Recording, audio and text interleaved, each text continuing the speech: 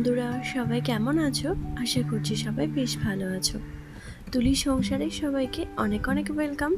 চলে এসেছি আবার একটি নতুন ব্লগ নিয়ে। আর আজকের ব্লগটা মঙ্গলবারের। আমি সকাল থেকে তোমাদের সঙ্গে নিয়ে ব্লগটা শুরু করলাম। সবাই দেখতে থাকো। আশা করছি আজকের ব্লগটাও তোমাদের একটু হলেও ভালো লাগবে।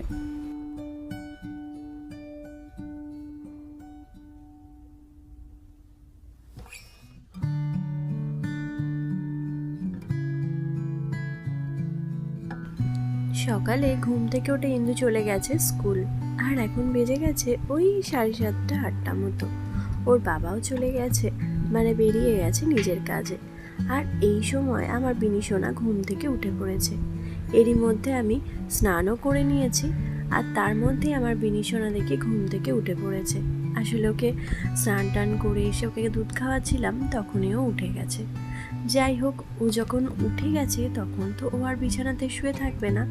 আর এরই মাঝখানে ওরও বায়না যে ওকেও ড্রেস চেঞ্জ করিয়ে দিতে হবে।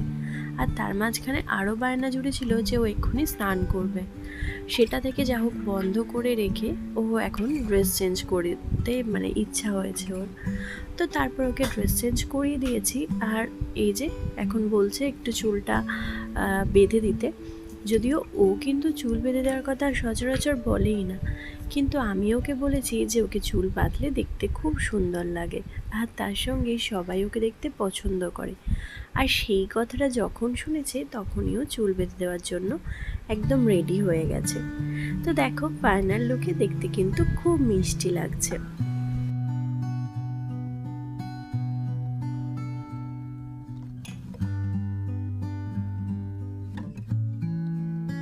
এরই মাঝখানে বিনি সোনা খাওয়া দাওয়া তো হয়ে গেছে, রেডিও হয়ে গেছে। আর আজকে ঠিক করেছিলাম যে এই ঘরটা একটু ডাস্টিং করে নেব। আসলে ওই ঘরের কোণগুলো একটু একটু ঝুল জমেছে, সেরকম দেখতে পাওয়া যাচ্ছে না, কিন্তু আমার মনে হলো যে একটু নোংরা হয়েছে। তাই এই যে ধুলো ঝুল সেগুলো ঝাড়ার কাজে লেগে পড়েছি। আর আজকে তো আর ইন্দু সোনা নেই, তাই আমার ক্যামেরাকে ধরে দেবে, আর সেই জন্য নিজেই একটা সাইডে ক্যামেরা লাগিয়ে এই কাজ করছি। আর এরই মাঝখানে আমার বিনি সোনা চলে এসেছে। আর ওই যে ওকে বারবার সরে যেতে বলছি, কিন্তু কিছুতেই সরে যাবে না জানো। আমি কতবার ওকে বলছি যে গায়ে ধুলো লাগবে, ঝুল লাগবে, সরে যেতে, তো কিছুতেই সরবে না। আর এর মধ্যে ফ্যানটাও উপরে সিলিংটাও আমি যখন পরিষ্কার করছিলাম, চেয়ারের ওপর উঠে ফ্যানটাও পরিষ্কার করে নিয়েছি। তো সেটা আর শেয়ার করিনি। আর এই যে জানালা, এগুলো সমস্ত কিছুই ভাবলাম আজকে ক্লিন করে নেব। আসলে কাল তোমরা দেখেছো যে আমি ওই দেওয়ালের যে র্যাকগুলো ছিল সেগুলো সমস্ত কিছু ক্লিন করেছিলাম। আর আজকে ওই টিভির পেছনটা একটুখানি ধুলো জমেছে, ওইখানটা একটু পরিষ্কার করব। তো সেই জন্য ওখানটা পরিষ্কার করব ভাবলাম, তখন ভাবলাম পুরো রুমটাই ক্লিন করে নিই। আর ওই যে খুব একটা ধুলো না হলেও অল্প অল্প ধুলো তো থাকে, তো সেই জন্য একটা জায়গা যখন পরিষ্কার করছি তো সবটাই করে নিই। আর আজকে কাজটাও একটু কম আছে, রান্না বান্না, তো সেই জন্য এই কাজটাতে প্রথমে লেগে পড়েছি। আর তারপর রান্না বান্না করব।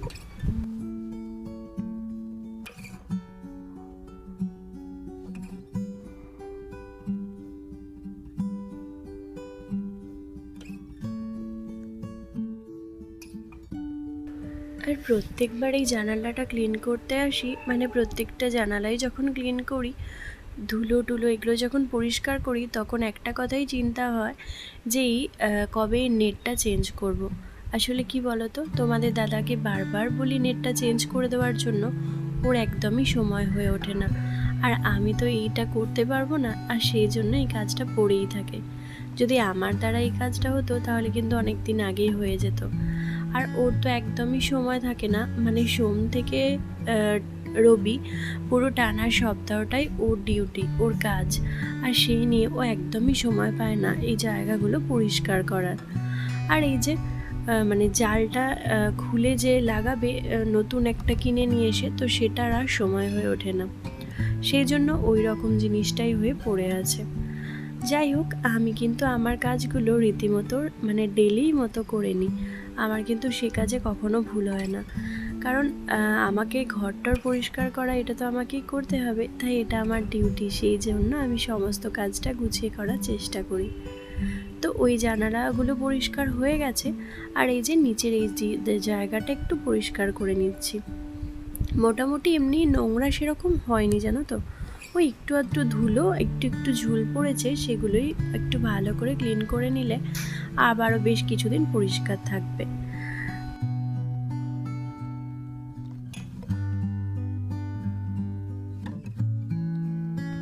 তো ফার্স্টে কিন্তু আমি টিভির এই জায়গাটাই পরিষ্কার করার জন্য গিয়েছিলাম।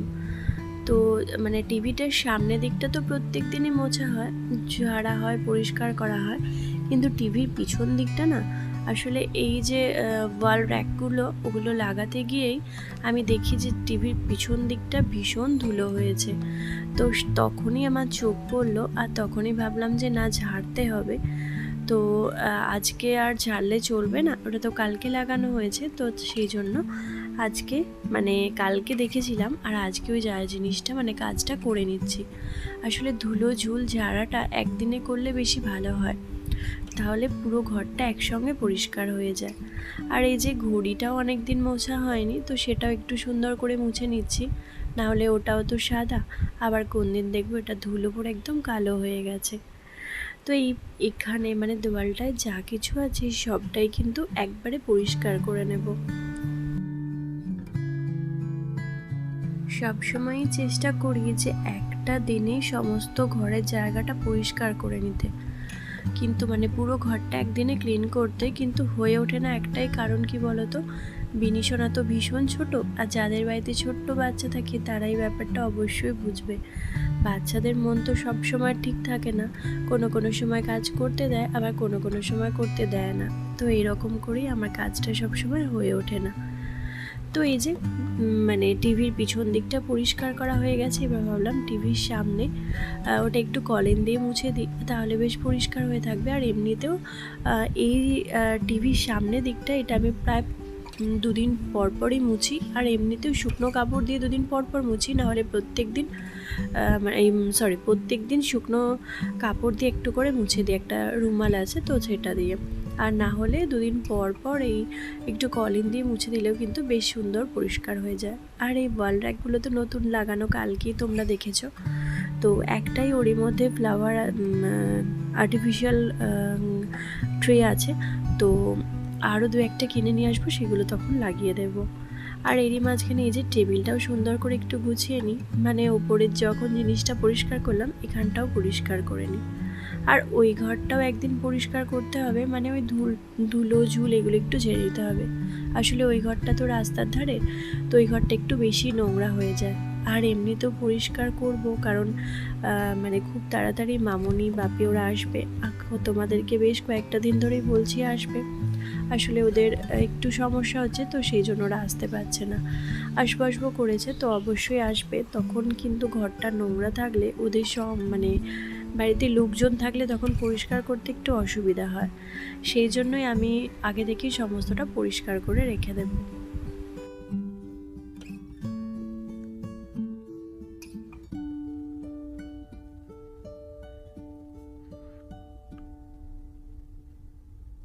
আর আজকে যখন ঘর ক্লিন করছি তখনই কিন্তু আমার কাজের দিদি আসেনি।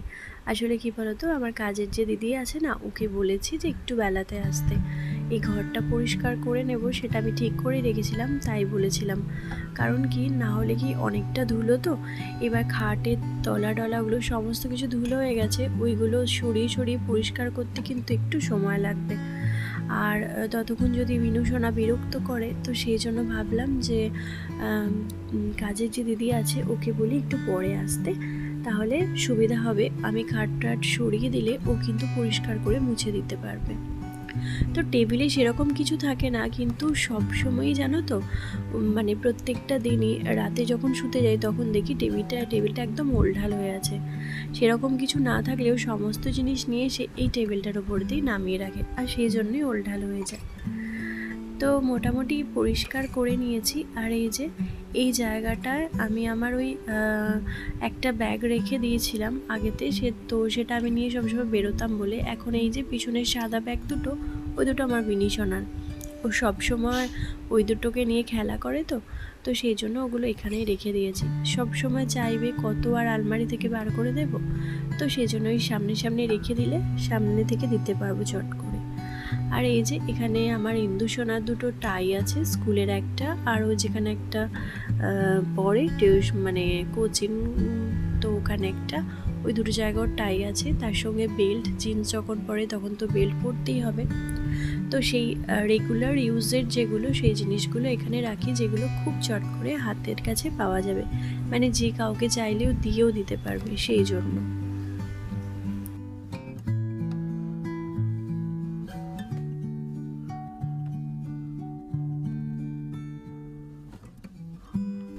তো আমি যখন কাজ করছিলাম তারই মধ্যে কিন্তু সকালবেলাতে মানে কাজ করতে করতে বেশ রোদ ছিল, সকালবেলা থেকে অনেকটা বেশ ভালো রোদ উঠেছিল। আর তারপর কিন্তু বেশ একদম অন্ধকার করে মেঘটা এসে গিয়েছিল জানো তো। আর তার মধ্যে থেকে বৃষ্টিটাও শুরু হয়েছে। সেই যে বৃষ্টিটা শুরু হয়েছে তারপর কিন্তু বৃষ্টিটা ছাড়েইনি, মানে ঝমঝম করে বৃষ্টিটা শুরু হয়েছিল আর তারপর ঝিমঝিম ঝিমঝিম করে পড়তেই থাকছে। সে বৃষ্টি আর কিছুতেই ছাড়ছে না। আর এই জায়গাটা ওই যে ওপরটা পরিষ্কার করলাম, তাই একটু ধুলো পড়ে গেল বলে এই জায়গাটা একটু সুন্দর করে মুছে দিলাম। আর এগুলো আমার বেনি সোনার টেডি, এগুলো নিয়ে খুব একটা খেলে না, কিন্তু ওই সাজিয়ে রেখে দিই। আর আজকে না এই টেবিলটার নিচের এই যে তাকটা এখানটা একটু পরিষ্কার করে নেব। বেশ কয়েকদিন এখানটা পরিষ্কার করা হয়নি। আর এই জায়গাটা জানো তো, মানে অনেক জিনিস রেখে দিই যেগুলো একদম ওয়েস্টেজ, কোনো প্রয়োজন পড়ে না খুব একটা, তো সেই জিনিসগুলো এর মধ্যে ভরে রেখে দিই। কারণ এই জায়গাটা কেউ খুব একটা খোলেও না, আর এই জায়গাটা খুব একটা প্রয়োজন পড়ে না, কিন্তু ওই মাঝে সাঝে একটা আমার বিনি সোনার খেলনার ব্যাগ আছে, তো ছোট্টখাট্টো জিনিস ওগুলো ওর মধ্যে ঢুকিয়ে রেখেছি। ওর অনেকগুলো পুতুল আছে, তারপর গাড়ি আছে, আরও কী কী সব জিনিস আছে, তারপর এবিসিডি আছে, অ আ ক খ আছে, সেই জিনিসগুলো ওর একটা প্যাকেটের মধ্যে ঢুকিয়ে রেখেছি। তো মাঝে মধ্যেই ও ওই ঝুড়িটা বের করে, আর বের করে ওই জিনিসগুলো বের করে নিয়ে খেলে, আবার তুলে রাখে, আবার কোনো সময় ছড়িয়েই রেখে দেয়, তো এরকম কাজটাই করে। যাই হোক, এখানে আগে একটা পেপার পেতে রাখতাম, কিন্তু এখন না পেপার আর নেই, সেই জন্য শুধুই রাখলাম। আর এই যে ইলেকট্রিক কেটলিটা, এটা আমাদের খুব একটা ব্যবহার হয় না, তো সেই জন্য ওটা ভরাই থাকে। ওই অনেক দিন আগে মানে ব্যবহার হয়েছিল, সেই জন্য ওটাকে বার করে রাখা, জানো তো। যখন আমার বেনি সোনা ভীষণ ছোট, তো তখন আমরা যখন দু একবার বেড়াতে গিয়েছিলাম, তো ওটা নিয়ে গিয়েছিলাম বেড়াতে। আর ওর মধ্যে জানো তো খিচুড়ি বানাতাম ওর জন্য, ডাল চাল সেই জিনিসগুলো গুঁড়ো করে নিয়ে গিয়েছিলাম বাড়ি থেকে। আর সেই ডাল চাল সেটা দিয়ে অল্প একটু গরম জলে ফুটিয়ে ওকে খাওয়াতাম। তখন তো খিচুড়ি খেত, আর তার ফলে ওই ডাল চাল গুঁড়োটা যখন একটু নুন আর একটু ঘি দিয়ে ওকে খাওয়াতাম না ফুটিয়ে, তখন কিন্তু ভীষণ সুন্দর খেয়ে নিত। তো সেই জন্য তখন ওইটা নিয়ে যেতাম। এখন আর ওইটা খুব একটা বিশেষ প্রয়োজন হয় না, সেজন্য ওটা ভরাই আছে। আর খুব একটা ওতে চাটাও তো আমরা খাই না, সেই জন্য খুব একটা ইউজ হয় না। যাই হোক, মোটামুটি এখানটা গল্প করতে করতেই সুন্দরভাবে গুছিয়ে নিয়ে গিয়েছি। তো এরপর আমার কাজ হচ্ছে রান্নাঘরে, আর সেখানে চলে যেতে হবে। তার মাঝখানে এই জায়গাটা সুন্দরভাবে পরিষ্কার পরিচ্ছন্ন করে রাখবো। আর ওই যে ওয়াল র্যাকগুলো দেখলে ছোট্ট ছোট্ট, ওগুলো তো সবগুলো ফিট করা হয়নি, 8টা এসেছিল, তো তার মধ্যে ওই 4-5টা মতো ফিট করা হয়েছে, আর বাকি এখনও 2-3টে আছে, সেগুলো টেবিলেই রেখে দিয়েছি, পরে পরে লাগিয়ে নেব, ওগুলো ফিট করিয়ে নেব। আর ওর মধ্যে যে আর্টিফিশিয়াল গাছগুলো লাগাবো, সেগুলো কিন্তু ওই পরে পরে মানে পরে একদিন গিয়ে বাজার থেকে কিনে নিয়ে আসতে হবে। তো যাই হোক, এখানে কিন্তু আমার সুন্দরভাবে সমস্ত কিছু ক্লিন করা হয়ে গেছে। এইবার হচ্ছে বিছানাটা তুলে নেব, মানে বিছানার এই যে বেড কভারটা তুলে নেব। বেশ কয়েকদিন ধরেই তো এটা পাতা, তো এটা তুলে নেব। আর এই যে দেখো, বিনিসোনা, আমি যে ঘরগুলো পরিষ্কার করছিলাম সেখান থেকে বিনিসোনা বেলুনের প্যাকেটটা পেয়ে গেছে। তো সেই বেলুনের প্যাকেট পেয়েই ওকে বেলুন সঙ্গে সঙ্গে নিতে হবে, তো বেলুন নিয়েছে, আর ওর মামা ওকে ফুলিয়েও দিয়েছিল, তো সেই নিয়েও এখন ঘুরে বেড়াচ্ছে।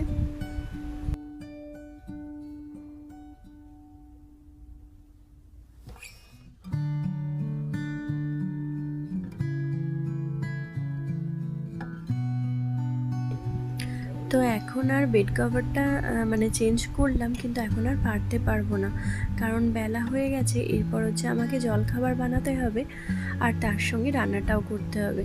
দেখো বাইরে দেখে মনে হচ্ছে কিন্তু ভীষণ রোদ, কিন্তু একটুও রোদ নেই জানো তো, মেঘলা করে এসেছে একদম।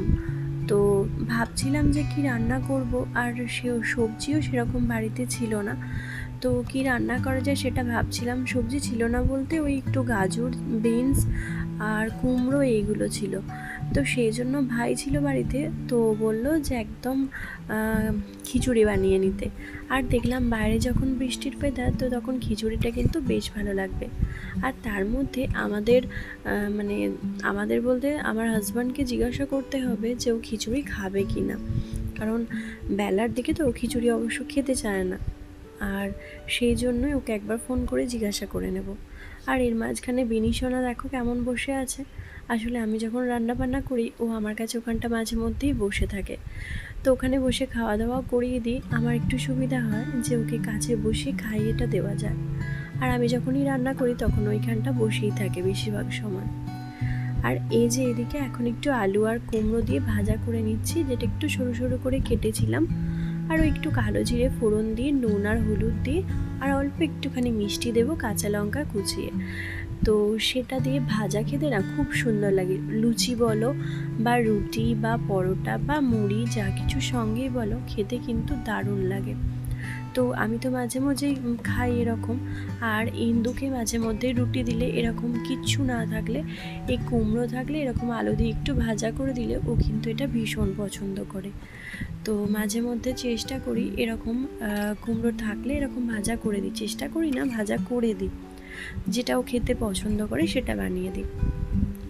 আর এই যে মুড়ি টুড়ি খাবার হয়ে গেছে আর খাওয়াও হয়ে গেছে সবার। তো এরপর আমি এখন এই যে চালটা ডালটা একদম ধুয়ে সুন্দর করে পরিষ্কার করে রেখেছিলাম।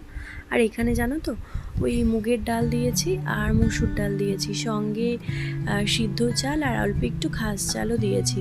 তোমাদের দাদা বলে এরকমভাবে খিচুড়ি করলে নাকি খেতে ভালো হয়। আমি তো মেয়েদের খিচুড়ি বানাই, তো ওই খাস চালের খিচুড়ি একটু ডাল চাল এইসব দিয়ে নুন হলুদ মিষ্টি একটু জিরে গুঁড়ো দিয়ে একদম সিদ্ধ করতে বসিয়ে দিই কুকারে, তো সেইভাবেই হয়ে যায়। কিন্তু এই খিচুড়িটা আবার একটু অন্যরকম।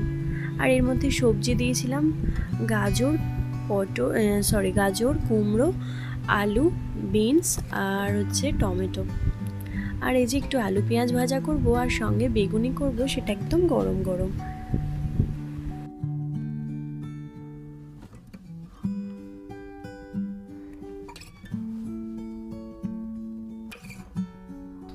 তো খিচুড়ির সঙ্গে যে আলু পেঁয়াজ ভাজাটা করব সেটা ভাবলাম করে নিই।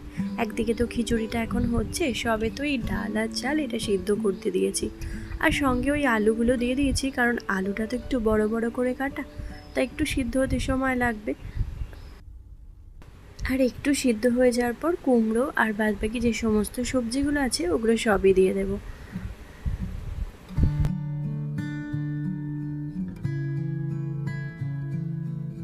আর এদিকে জানো বেসনটা গুললে রেডি করে রাখবো ভাবলাম, তো তখন দেখি বেসনটা শেষ হয়ে গেছে। তাই এখানে বেসনটা এবার ঢেলে রেখে দেবো, আর এই মাঝখানে একটু বেসন নিয়েও নেব, আর সেটা একটুখানি একদম ফেটিয়ে সুন্দর করে পরিষ্কার রেখে দেব, যে সেই সময় গরম গরম বেগনিগুলো ভাজা হলে তখন কিন্তু খেতে ভালো লাগবে। ভেবেছিলাম জানো তো যে একটু পাঁপড় ভাজা করব, কিন্তু বাড়িতে না পাঁপড় নেই, আর সে একদম ছোট্ট ছোট্ট ওই সে মুড়ি পাঁপড়, ওই পাঁপড়গুলো আছে, ওগুলো কিন্তু খিচুড়ির সঙ্গে খুব একটা ভালো লাগবে না। তাও যদি ব্যাডমিন্টন পাঁপড়গুলো থাকতো তো সেগুলোও কিন্তু ভালো লাগে খেতে, কিন্তু ওই পাঁপড়গুলো তো নেই, আর ওই পাঁপড়গুলো তো আমার মা আমাকে পাঠায়, তো শেষ হয়ে গেছে। আর এমনি তো খুব একটা আমরা পাঁপড়ও তো খাই না, সেই জন্য নিয়েও আসা হয় না। বাবার বাড়িতে মাঝে মধ্যে পাঁপড় ভাজার তরকারি খেতাম, আমার কিন্তু দারুণ লাগতো, ঘি আর গরম মশলা দিয়ে রান্না করা। যাই হোক, বেসনটা এখানে ঢেলে রাখলাম, আর এই যে খিচুড়িতে অল্প একটু যে মশলা করে দেব সেটা রেডি করে নিচ্ছি। ওই দুটো টমেটো কুচিয়ে দিয়েছি, একটু জিরে গুঁড়ো, একটু জিরে ফোড়ন দিয়েছি আর সঙ্গে শুকনো লঙ্কা। তারপর টমেটোটা দিয়ে একটুখানি আদা বাটা দিয়ে ভালো করে কষিয়ে নেব, আর এর মধ্যে একটু হলুদ দিয়ে দেব আর একটু জিরে গুঁড়ো দেব। তো তারপর ভালো করে কষিয়ে নিয়ে ওই খিচুড়িটার মধ্যে দিয়ে দেব। তারপর ভালো করে ফুটে একদম মিশিয়ে নিয়ে সমস্ত কিছুটা দিয়ে একদম নামিয়ে নেব। আর খিচুড়িতে যেহেতু কাঁচা লঙ্কা দিইনি, তাই ভাবলাম মশলাটা যখন কষাচ্ছি ওতে কাঁচা লঙ্কাটা দিয়ে নিই।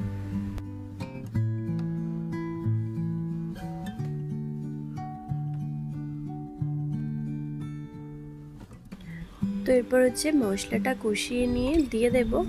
আর এরই মাঝখানে ওই যে বেসনটা বললাম ফেটিয়ে রেখে দেবো, সেটা রেডি করে রাখবো।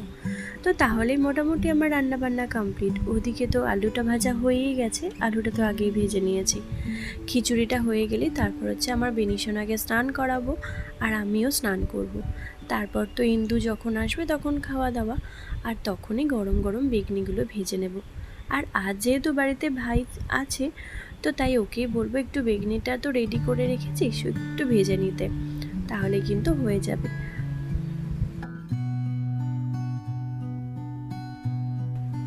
তো আজকে বৃষ্টির ওয়েদারেতে কাদের কাদের বাড়িতে খিচুড়ি হলো অবশ্যই আমাকে কমেন্টে জানাবে। আমাদের তো আজকের মেনুতে ছিল খিচুড়ি গরম গরম, আর সঙ্গে ছিল মাছ ভাজা, গরম বেগুনি আর আলু পেঁয়াজ ভাজা, আর খিচুড়ির সঙ্গে অল্প একটু ঘি, কারণ ঘি না হলে খিচুড়ি খাওয়াই যেন অসম্পূর্ণ। তো চলো আজকের মতো ব্লগটা এতটুকুই। কেমন লাগলো আজকের ব্লগটা অবশ্যই জানিও একটা কমেন্টের মাধ্যমে। ভালো লাগলে একটা লাইক করো। দেখা হবে তোমাদের সঙ্গে পরবর্তী ব্লগে। ততক্ষণের জন্য সবাই ভালো থেকো, সুস্থ থেকো। টাটা।